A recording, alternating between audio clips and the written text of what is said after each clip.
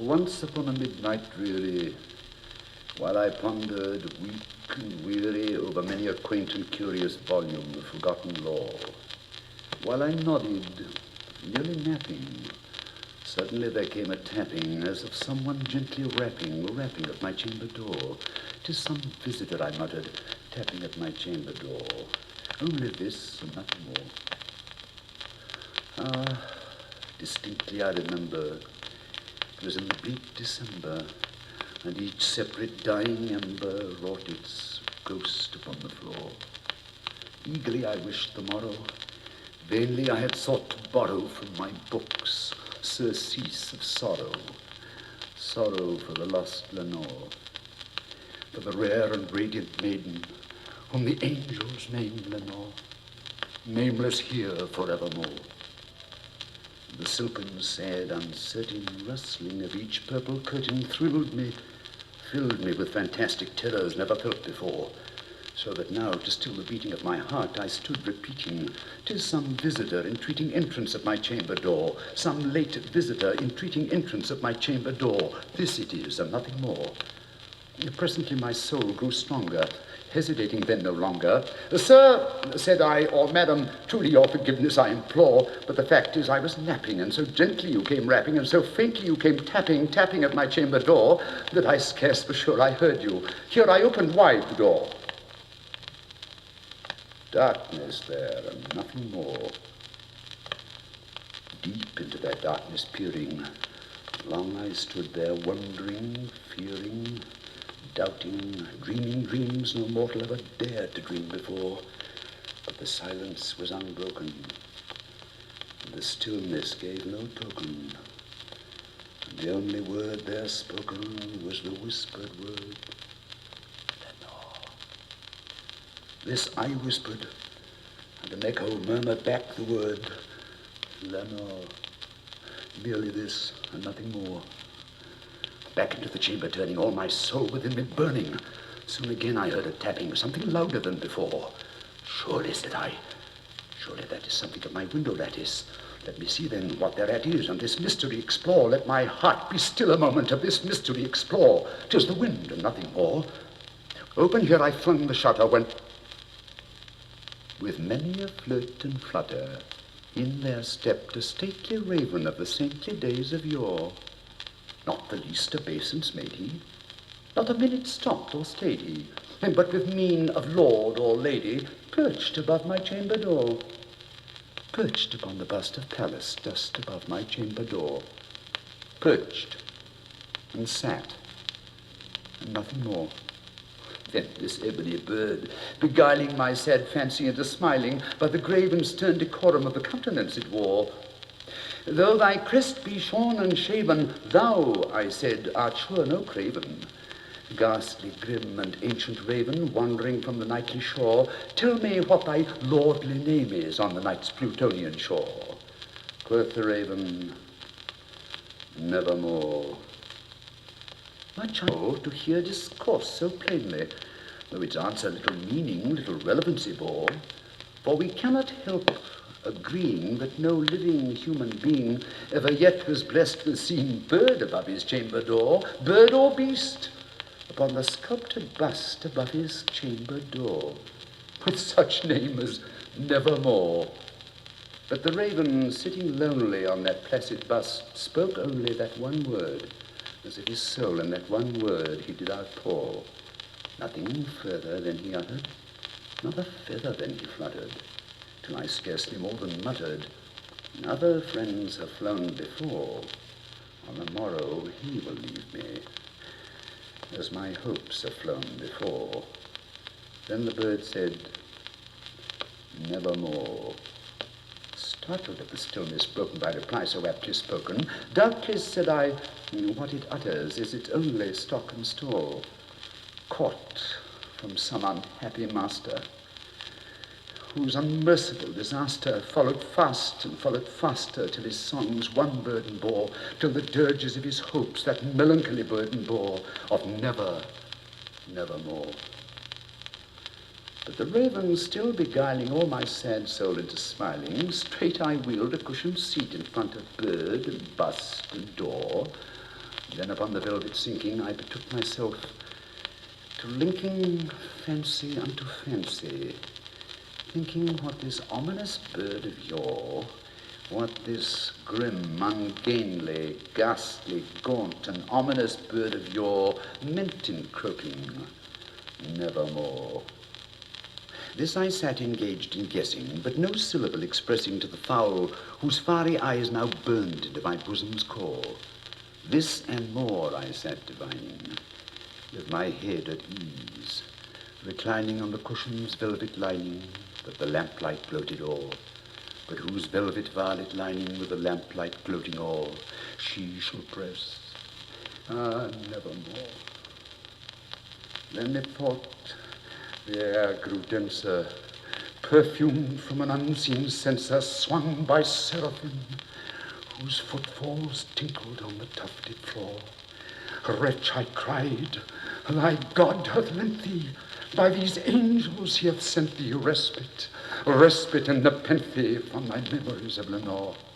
Quaff, oh, quaff this kind nepenthe, and forget this lost Lenore. Quoth the raven, nevermore. Prophet, said I, thing of evil, prophet still, if bird or devil, whether tempter sent or whether tempest tossed thee here ashore, desolate yet all undaunted, on this desert land enchanted, on this home by horror haunted, tell me truly, I implore, is there balm in Gilead? Tell me, I implore. Quoth the raven, nevermore. Prophet, said I, thing of evil, prophet still, if bird or devil, by that heaven that bends above us, by that God we both adore, tell this soul, with sorrow laden, if within the distant Aden it shall clasp a sainted maiden whom the angels name Lenore, clasp a rare and radiant maiden whom the angels name Lenore. Quoth the raven, nevermore. Be that word our sign of parting, bird or fiend, I shrieked upstarting, get thee back into the tempest of the night's Plutonian shore. Leave no black plume as a token of that lie thy soul hath spoken. Leave my loneliness unbroken, quit to bust above my door. Take thy beak from out my heart, and take thy form from off my door.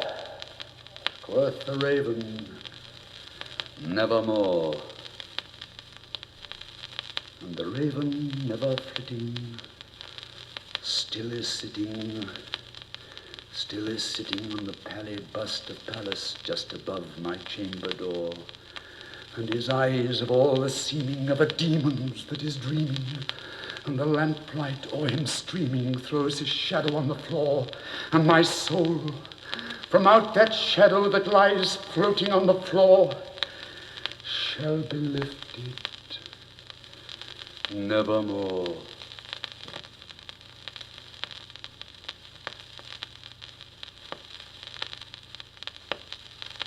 It was many and many a year ago, in a kingdom by the sea, that a maiden there lived whom you may know by the name of Annabel Lee.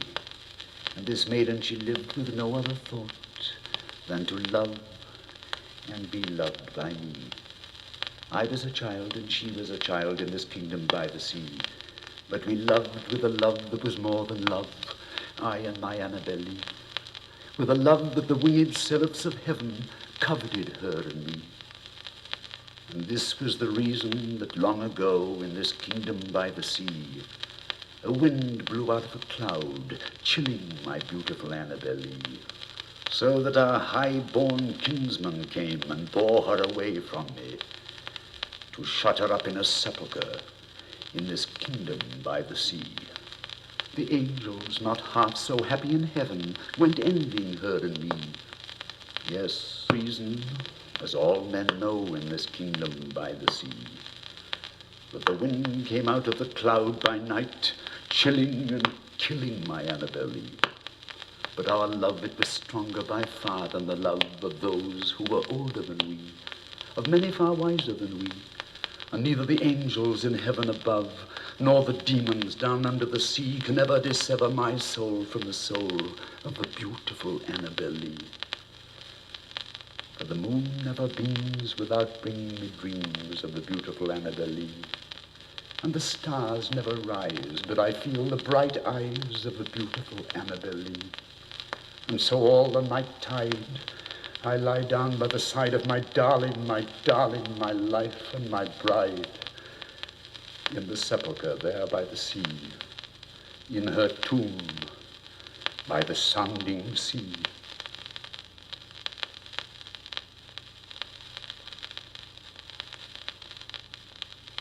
Gaily bedight, a gallant knight in sunshine and in shadow had journeyed long, singing a song in search of El Dorado. But he grew old, this knight so bold, and o'er his heart a shadow fell as he found no spot of ground that looked like El Dorado. And as his strength failed him at length, he met a pilgrim shadow. Shadow, said he, where can it be, this land of El Dorado? Over the mountains of the moon, down the valley of the shadow, ride, boldly ride, the shade replied, if you seek for El Dorado.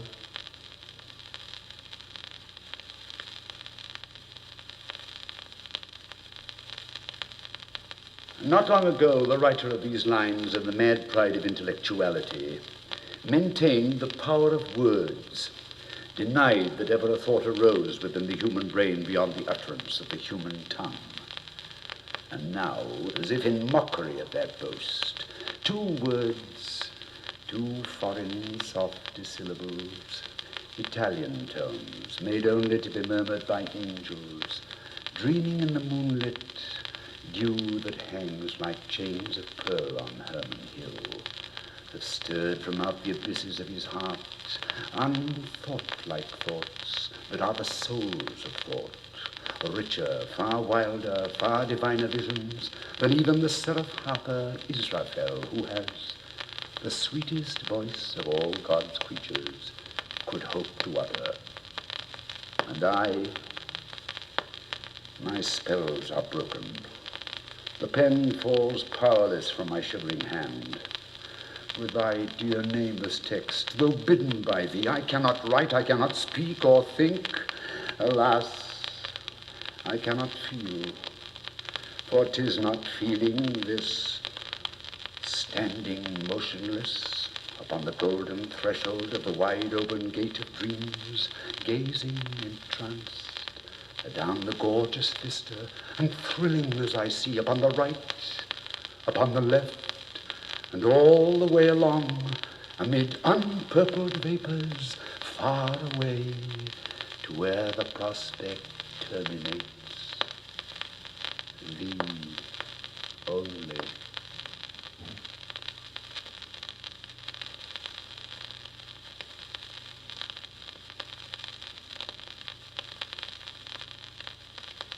The Red Death had long devastated the country. No pestilence had ever been so fatal or so hideous. Blood was its avatar and its seal, the redness and the horror of blood. There were sharp pains and sudden dizziness, and then profuse bleeding at the pores with dissolution. The scarlet stains upon the body, and especially upon the face of the victim, were the pest ban, which shut him out from the aid and from the sympathy of his fellow men. And the whole seizure, progress, and termination of the disease were the incidents of half an hour. But the Prince Prospero was happy and dauntless and sagacious. When his dominions were half depopulated, he summoned to his presence 1,000 hale and light-hearted friends from among the knights and dames of his court, and with these retired to the deep seclusion of one of his castellated abbeys. This was an extensive and magnificent of the prince's own eccentric yet august taste. A strong and lofty wall girdled it in. This wall had gates of iron. The courtiers, having entered, brought furnaces and massy hammers and welded the bolts. They resolved to leave means neither of ingress nor egress to the sudden impulses of despair or of frenzy from within. The abbey was amply provisioned. With such precautions, the courtiers might bid defiance to contagion. The external world could take care of itself. In the meantime, it was folly to grieve or to think. The prince had provided all the appliances of pleasure.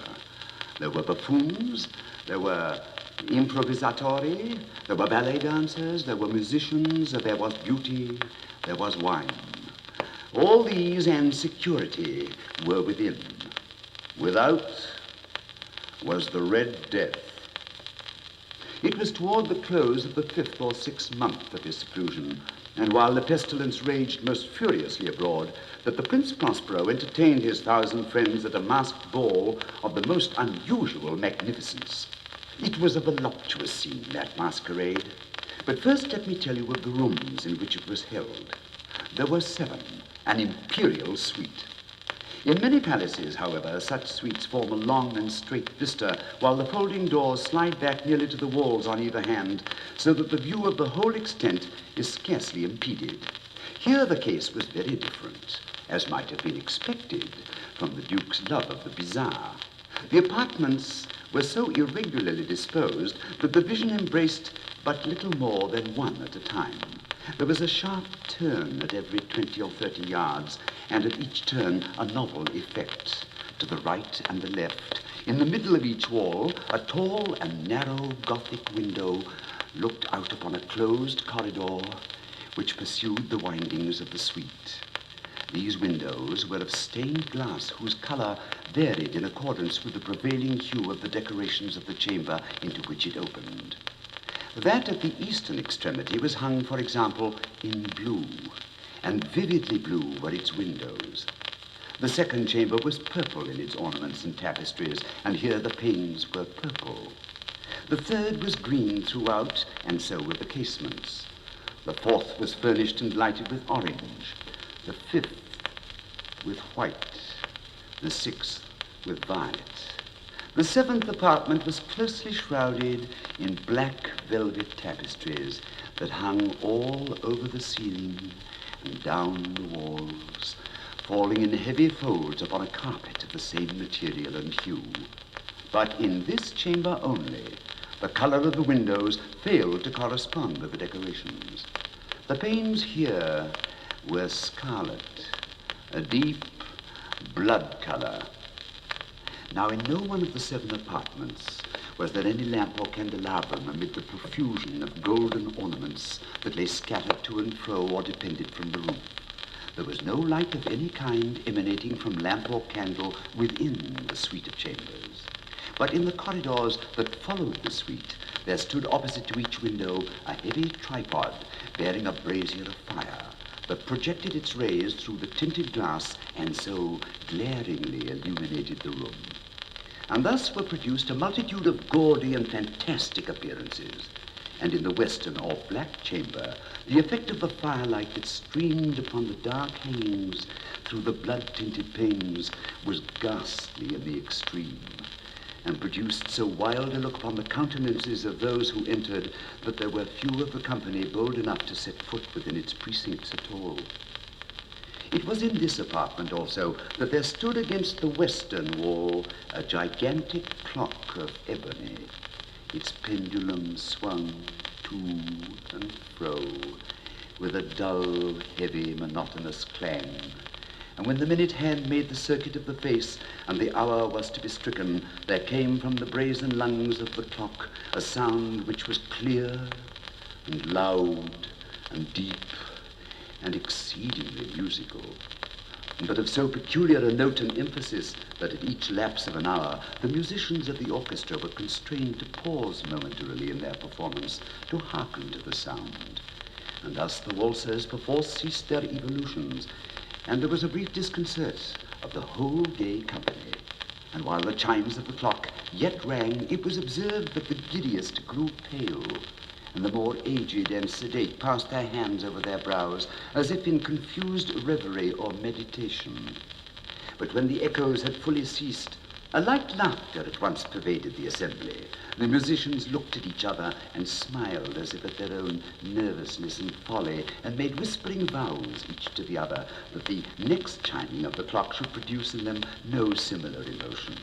And then, after the lapse of 60 minutes, which embraced 3,600 seconds of the time that flies, there came yet and then there were the same disconcert and tremulousness and meditation as before. But in spite of these things, it was a gay and magnificent revel. The tastes of the Duke were peculiar. He had a fine eye for colors and effects. He disregarded the decora of mere fashion. His plans were bold and fiery, and his conceptions glowed with barbaric luster. There are some who would have thought him mad. His followers felt that he was not. It was necessary to hear and see and touch him to be sure that he was not. He had directed in great part the movable embellishments of the seven chambers upon occasion of this great fete, and it was his own guiding taste which had given character to the masqueraders. Be sure they were grotesque. There were much glare and glitter and piquancy and phantasm, much of what has been since seen in Hernani. There were arabesque figures with unsuited limbs and appointments. There were delirious fancies such as the madman fashions. There were much of the beautiful, much of the wanton, much of the bizarre, something of the terrible, and not a little of that which might have excited disgust. To and fro in the seven chambers there stalked, in fact, a multitude of dreams. And these, the dreams, writhed in and about, taking hue from the rooms and causing the wild music of the orchestra to seem as an echo to their steps. And anon, there strikes the ebony clock which stands in the hall of velvet. And then for a moment all is still, and all is silent, save the voice of the clock. The dreams are stiff frozen as they stand, but the echoes of the chime die away. They have endured but an instant, and a light, half-subdued laughter floats after them as they depart. And now again the music swells and the dreams live and writhe to and fro more merrily than ever, taking hue from the many-tinted windows through which stream the rays from the tripods. But to the chamber which lies most westwardly of the seven, there are now none of the maskers who venture, for the night is waning away, and there flows a ruddier light through the blood-colored panes, and the blackness of the sable drapery appalls. And to him whose foot falls upon the sable carpet, there comes from the near clock of ebony a muffled peal more solemnly emphatic than any which reaches their ears who indulge in the more remote gaieties of the other apartments. But these other apartments were densely crowded, and in them beat feverishly the heart of life, and the revel went whirlingly on until at length there commenced the sounding of midnight upon the clock.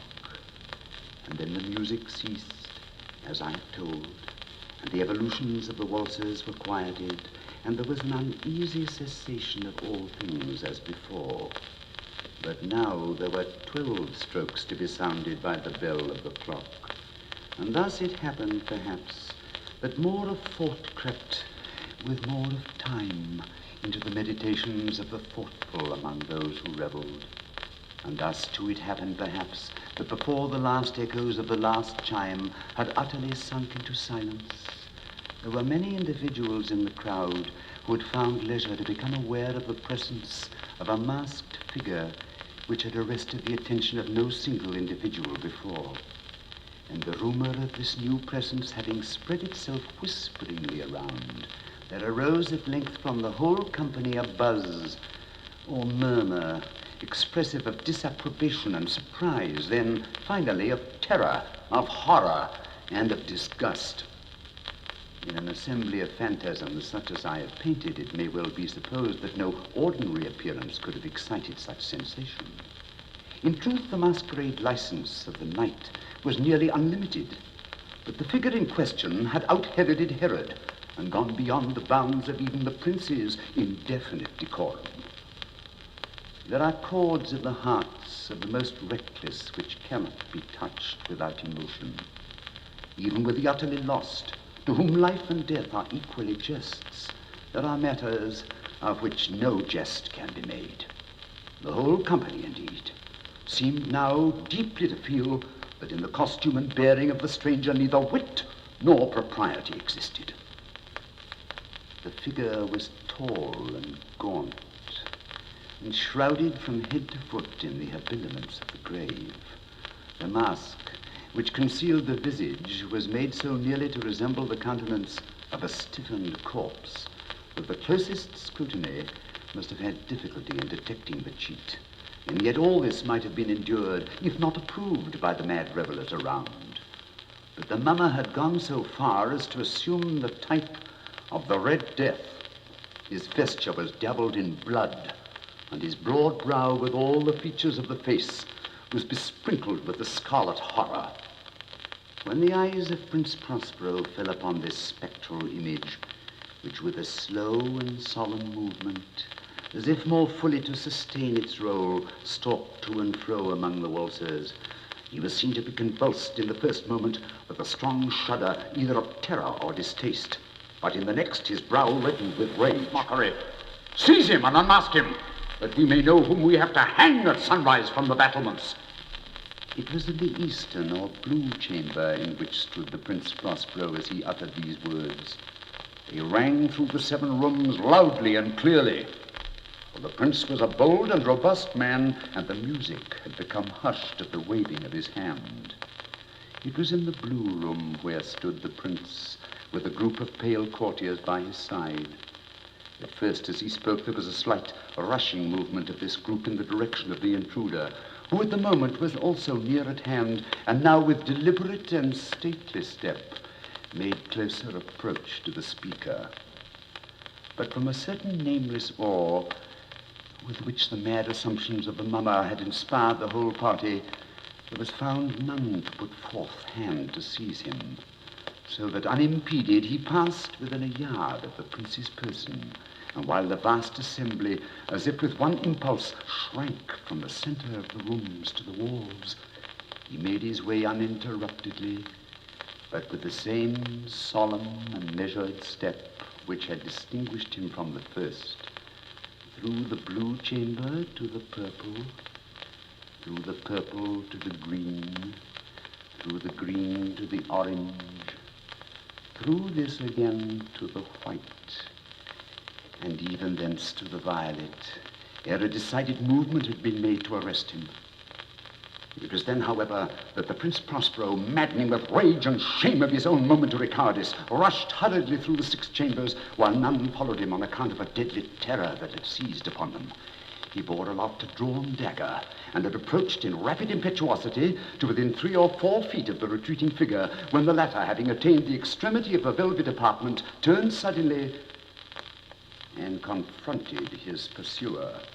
There was a sharp cry, and the dagger dropped gleaming upon the sable carpet, upon which instantly afterwards fell prostrate in death the Prince Prospero. Then, summoning the wild courage of despair, a throng of revelers at once threw themselves into the black apartment, and seizing the mummer, whose tall figure stood erect and motionless within the shadow of the ebony clock, gasped in unutterable horror at finding the grave cerements and corpse-like mask which they handled with so violent a rudeness, untenanted by any tangible form. And now was acknowledged the presence of the Red Death. He had come like a thief in the night, and one by one dropped the revelers in the blood-bedewed halls of their revel, and died each in the despairing posture of his fall. The life of the ebony clock went out with that of the last of the gay, and the flames of the tripod expired, and darkness and decay and the Red Death held illimitable dominion over all.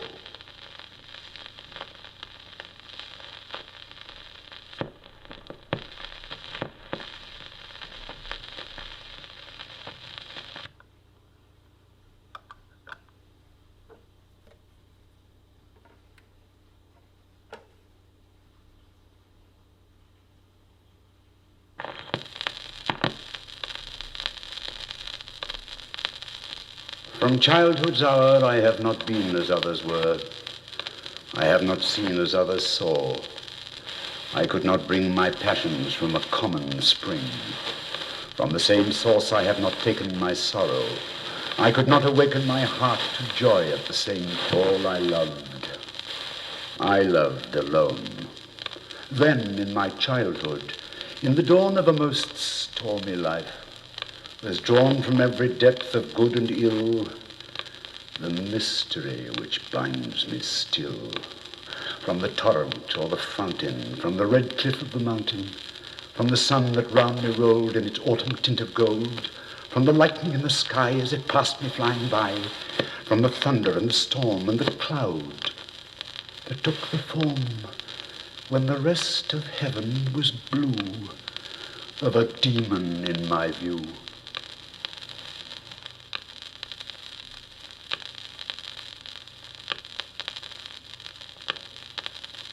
Lo, death has reared himself a throne in a strange city, lying alone far down within the dim west, where the good and the bad and the worst and the best have gone to their eternal rest.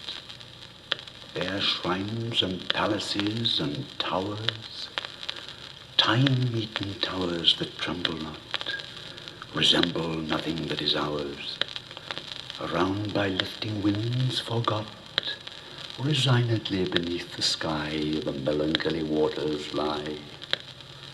No rays from the holy heaven come down on the long night time of that town, but light from out the lurid sea streams up the turrets silently, gleams up the pinnacles far and free, up domes, up spires, up kingly halls, up fanes, up Babylon-like walls, up shadowy long-forgotten bowers of sculptured ivy and stone flowers, up many and many a marvelous shrine whose wreathed friezes intertwine the viol, the violet, and the vine.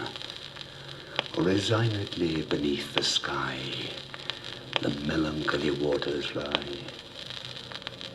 So blend the turrets and shadows there that all seem pendulous in air, while from a proud tower in the town death looks gigantically down. Their open fanes and gaping graves yawn level with the luminous waves, but not the riches there that lie in each idol's diamond eye, not the gaily jeweled dead tempt the waters from their bed, for no ripples curl, alas, along that wilderness of glass. No swellings tell that winds may be upon some far-off happier sea.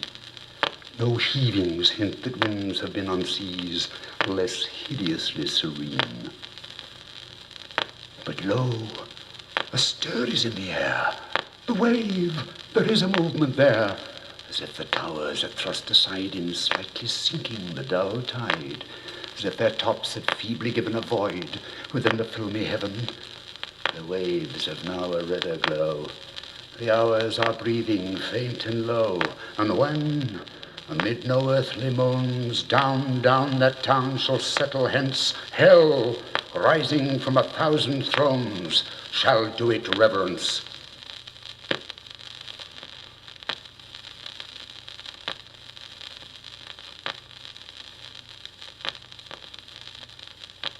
For the most wild yet most homely narrative which I am about to pen, I neither expect nor solicit belief. Mad indeed I would be to expect it, in a case where my very senses reject their own evidence. Yet mad am I not, and very surely do I not dream. But tomorrow I die, and today I would unburden my soul. My immediate purpose is to place before the world plainly, succinctly, and without comment, a series of mere household events. In their consequences, these events have terrified, have tortured, have destroyed me. Yet I will not attempt to expound them. To me, they have presented little but horror. To many, they will seem less terrible than barroques. Hereafter, perhaps, some intellect may be found which will reduce my phantasm to the commonplace. Some intellect more calm, more logical, and far less excitable than my own, which will perceive in the circumstances I detail with awe nothing more than an ordinary succession of very natural causes and effects. From my infancy I was noted for the docility and humanity of my disposition. My tenderness of heart was even so conspicuous as to make me the jest of my companions. I was especially fond of animals. I was indulged by my parents with a great variety of pets. With these I spent most of my time, and never was so happy as when feeding and caressing them. This peculiarity of character grew with my growth, and in my manhood I derived from it one of my principal sources of pleasure. To those who have cherished an affection for a faithful and sagacious dog, I need hardly be at the trouble of explaining the nature or the intensity of the gratification thus derivable. There is something in the unselfish and self-sacrificing love of a brute which goes directly to the heart of him who has had fruitful friendship and gossamer fidelity of mere man. I married early and was happy to find in my wife a disposition not uncongenial with my own. Observing my partiality for domestic pets, she lost no opportunity of procuring those of a most agreeable kind. We had birds, goldfish, a fine dog, rabbits, a small monkey, and a cat. This latter was a remarkably large and beautiful animal, entirely black and sagacious to an astonishing degree. In speaking of his intelligence, my wife, who at heart was not a little tinctured with superstition, made frequent allusions to the ancient popular notion which regarded all black cats as witches in disguise. Not that she was ever serious upon this point, and I mention the matter at all for no better reason than that it happens just now to be remembered. Pluto, this was the cat's name, was my favorite pet and playmate. I alone fed him, and he attended me wherever I went about the house. It was even with difficulty that I could prevent him from following me through the streets. Our friendship lasted in this manner for several years, during which my general temperament and character, through the instrumentality of the fiend intemperance, had, I blush to confess it, experienced a radical alteration for the worse. I grew day by day more moody, more irritable, more regardless of the feelings of others. I suffered myself to use intemperate language to my wife. At length I even offered her personal violence. My pets, of course, were made to feel the change in my disposition. I not only neglected but ill-used them. For Pluto, however, I still retained sufficient regard to restrain me from maltreating him, as I made no scruple of maltreating the rabbits, the monkey, or even the dog, when by accident or through affection they came in my way. But my disease grew upon me. For what disease is like alcohol? And at length even Pluto, who was now becoming old and consequently somewhat peevish, even Pluto began to experience the effects of my ill temper. One night, returning home much intoxicated from one of my haunts about town, I fancied that the cat avoided my presence. I seized him, when in his fright at my violence he inflicted a slight wound upon my hand with his teeth. The fury of a demon instantly possessed me. I knew myself no longer. My original soul seemed at once to take its flight from my body, and a more than fiendish malevolence, gin-nurtured, thrilled every fibre of my frame. I took from my waistcoat pocket a penknife, opened it, grasped the poor beast by the throat, and deliberately cut one of its eyes from the socket. I blush, I burn, I shudder when I pen the damnable atrocity. When reason returned with the morning, when I had slept off the fumes of the night's debauch, I experienced a sentiment half of horror, half of remorse for the crime of which I had been guilty. But it was at best a feeble and equivocal feeling, and the soul remained untouched. I again plunged into excess and soon drowned in wine all memory of the deed. In the meantime, the cat slowly recovered. The socket of the lost eye presented, it is true, a frightful appearance, but he no longer appeared to suffer any pain. He went about the house as usual, but as might be expected, fled in extreme terror at my approach. I had so much of my old heart left as to be at first grieved by this evident dislike on the part of a creature which had once so loved me. But this feeling soon gave place to irritation, and then came, as if to my final and irrevocable overthrow, the spirit of perverseness. Of this spirit, philosophy takes no account. Yet I am not more sure that my soul lives than I am that perverseness is one of the primitive impulses of the human heart, one of the indivisible primary faculties or sentiments which give direction to the character of man. Who has not, 100 times, found himself committing a vile or stupid action for no other reason than because he knows he should not? Have we not a perpetual inclination in the teeth of our best judgment to violate that which is law, merely because we understand it to be such? This spirit of perverseness, I say, came to my final overthrow. It was this unfathomable longing of the soul to vex itself, to offer violence to its own nature, to do wrong for wrong's sake only, that urged me to continue and finally to consummate the injury I had inflicted upon the unoffending brute. One morning, in cold blood, I slipped a noose about its neck and hung it to the limb of a tree, hung it with the tears streaming from my eyes and with the bitterest remorse of my heart. Hung it because I knew that it had loved me, and because I felt it had given me no reason of offense. Hung it because I knew that in so doing I was committing a sin, a deadly sin, that would so jeopardize my immortal soul as to place it, if such a thing were possible, even beyond the reach of the infinite mercy of the most merciful, the most terrible God. On the night of the day on which this most cruel deed was done, I was aroused from sleep by a cry of fire. The curtains of my bed were in flames. The whole house was blazing. It was with great difficulty that my wife, a servant, and myself made our escape from the conflagration. The destruction was complete. My entire worldly wealth was swallowed up, and I resigned myself thenceforward to despair.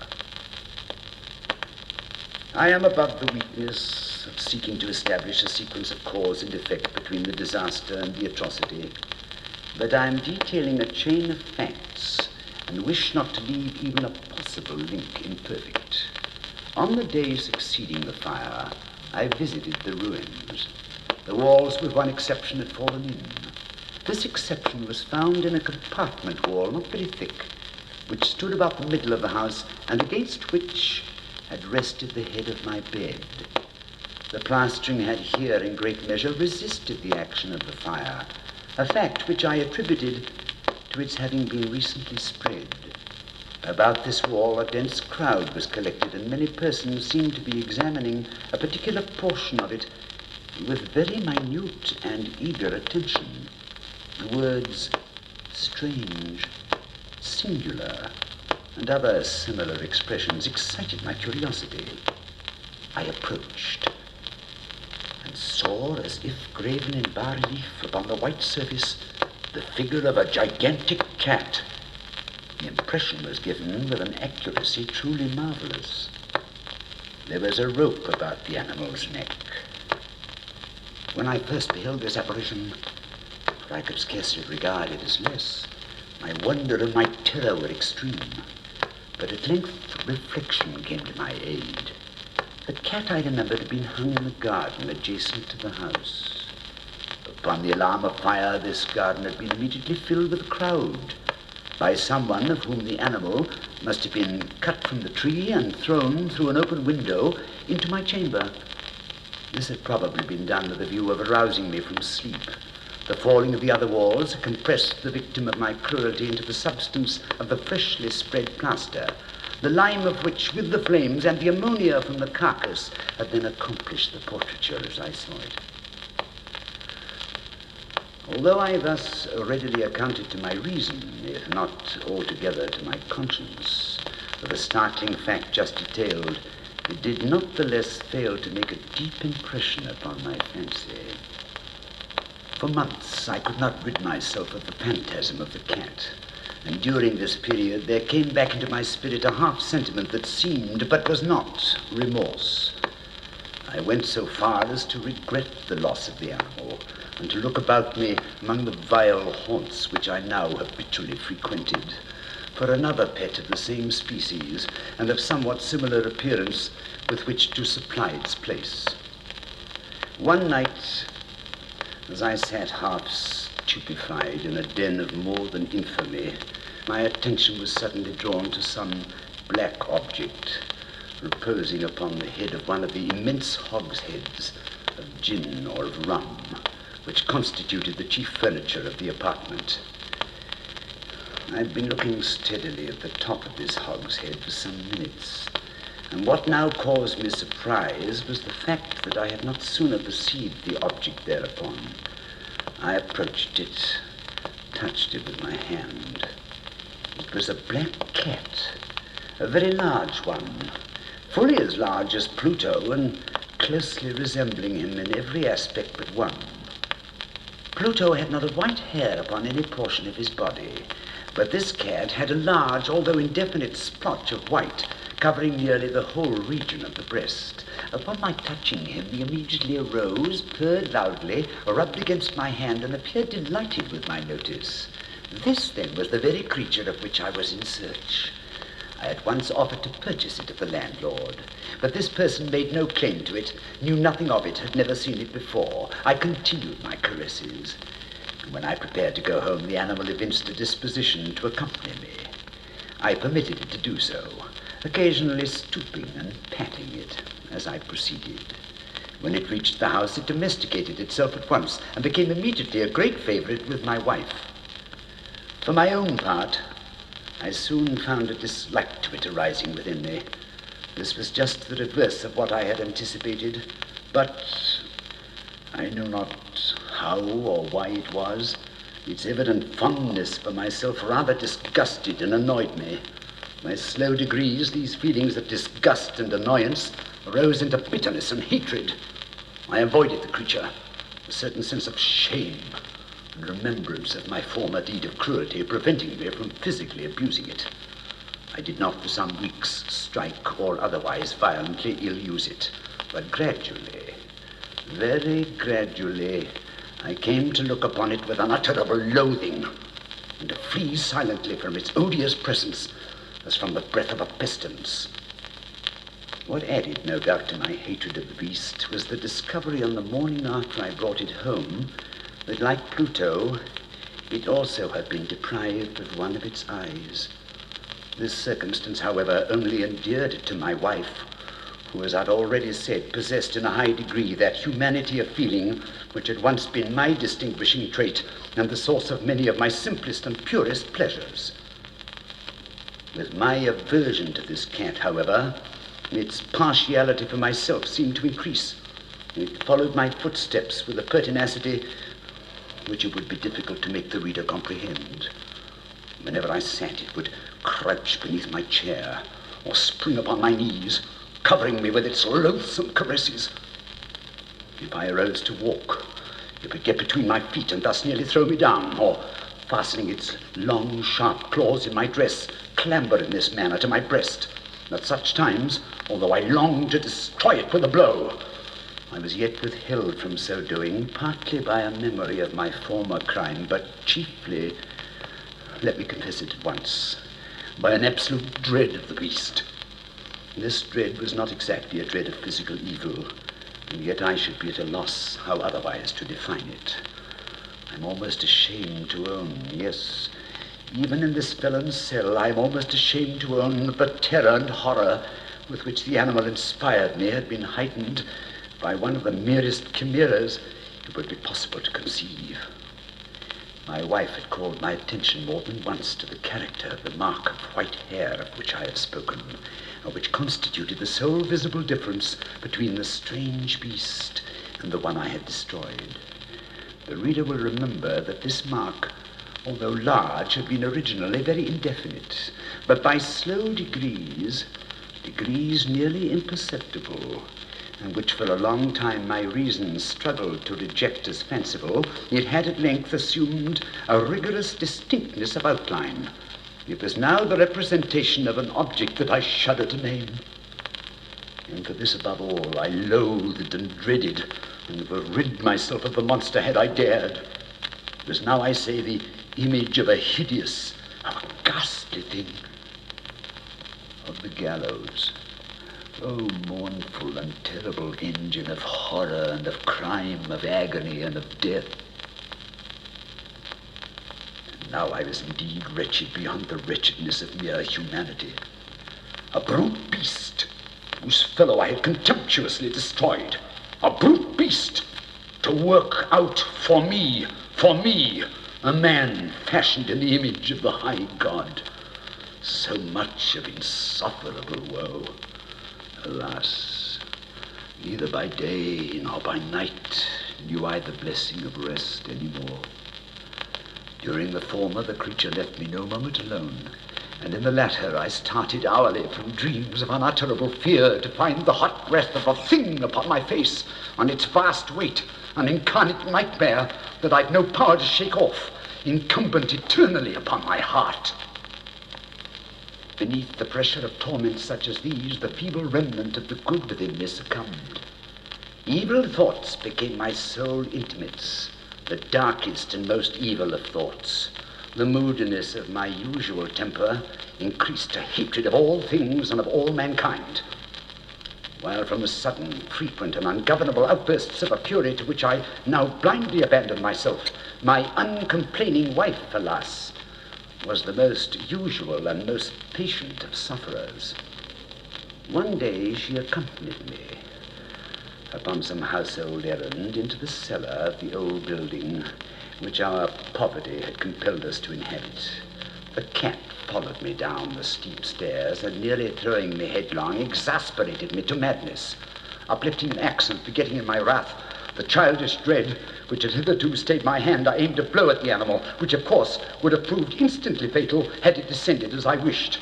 But this blow was arrested by the hand of my wife. Goaded by the interference into a rage more than demoniacal, I withdrew my arm from her grasp and buried the axe in her brain.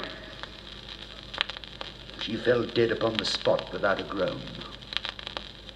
This hideous murder accomplished, I set myself forthwith and with entire deliberation to the task of concealing the body. I knew that I could not remove it from the house, either by day or by night, without the risk of being observed by the neighbors. Many projects entered my mind. At one period, I thought of cutting the corpse into minute fragments and destroying them by fire. At another, I resolved to dig a grave for it in the floor of the cellar. Again, I deliberated about casting it in the well in the yard and packing it in a box as if merchandise with the usual arrangements, and so getting a porter to take it from the house. Finally, I hit upon what I considered a far better expedient than either of these.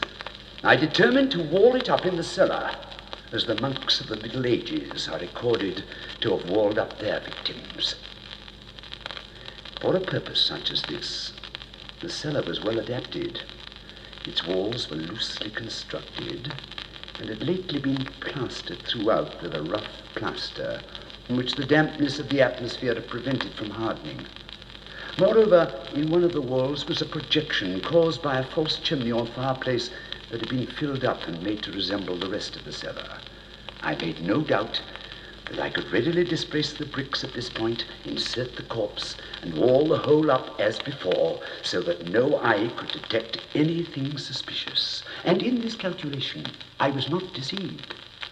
By means of a crowbar, I easily dislodged the bricks, and having carefully deposited the body against the inner wall, I propped it in that position, while with a little trouble I relaid the whole structure as it originally stood. And having procured mortar, sand, and hair, with every possible precaution, I prepared a plaster which could not be distinguished from the old, and with this I very carefully went over the new brickwork. When I'd finished, I felt satisfied that all was right. The wall did not present the slightest appearance of having been disturbed. The rubbish on the floor was picked up with the minutest care. I looked around triumphantly and said to myself, "Here at least, then, my labor has not been in vain." My next step was to look for the beast which had been the cause of so much wretchedness, for I had at length firmly resolved to put it to death. Had I been able to meet with it at the moment, there could have been no doubt of its fate, but it appeared that the crafty animal had been alarmed at the violence of my previous anger and forbore to present itself in my present mood. It is impossible to describe or to imagine the deep and blissful sense of relief which the absence of the detested creature occasioned in my bosom. It did not make its appearance during the night, and thus, for one night at least, since its introduction into the house, I soundly and tranquilly slept. I slept, even with the burden of murder upon my soul. The second and third day passed, and still my tormentor came not. Once again I breathed as a free man. The monster in terror had fled the premises forever. I should behold it no more. My happiness was supreme. The guilt of my dark deed disturbed me but little. Some few inquiries have been made, but these have been readily answered. Even a search had been instituted, but of course nothing was to be discovered. I looked upon my future felicity as secured. Upon the fourth day of the assassination, a party of the police came very unexpectedly into the house and proceeded again to make rigorous investigation of the premises. Secure, however, in the inscrutability of my place of concealment, I felt no embarrassment whatever. The officers bade me accompany them in their search. They left no nook or corner unexplored. At length, for the third or fourth time, they descended into the cellar. I quivered not a muscle. My heart beat calmly as that of one who slumbers in innocence. I walked the cellar from end to end. I folded my arms upon my bosom and roamed easily to and fro. The police were thoroughly satisfied and prepared to depart. The glee at my heart was too strong to be restrained. I burned to say if but one word by way of triumph, and to render doubly sure their assurance of my guiltlessness. Gentlemen, I said at last as the party ascended the steps, I delight to have allayed your suspicions. I wish you all health and a little more courtesy. By the by, gentlemen, this is a very well-constructed house. In the rabid desire to say something easily, I scarcely knew what I uttered at all. I may say an excellently well-constructed house. These walls, are you going, gentlemen? These walls are solidly put together. And here, through the mere frenzy of bravado, I rapped heavily with a cane which I held in my hand upon that very portion of the brickwork behind which stood the corpse of the wife of my bosom. But may God shield and deliver me from the fangs of the arch-fiend! No sooner had the reverberation of my blows sunk into silence than I was answered by a voice from within the tomb, by a cry, at first muffled and broken, like the sobbing of a child, and then quickly swelling into one long, loud, and continuous scream, utterly anomalous and inhuman, a howl, a wailing shriek, half of horror and half of triumph, such as might have arisen only out of hell, conjointly from the throats of the damned in their agony, and of the demons that exult in their damnation. Of my own thoughts, it is folly to speak. Swooning, I staggered to the opposite wall. For one instant, the party on the stairs remained motionless, through extremity of terror and awe. In the next, a dozen stout arms were toiling at the wall. It fell bodily. The corpse, already greatly decayed and clotted with gore, stood erect before the eyes of the spectators. Upon its head, with red, extended mouth and solitary eye of fire, sat the hideous beast whose craft had seduced me into murder and whose informing voice had consigned me to the hangman. I had walled the monster up within the tomb.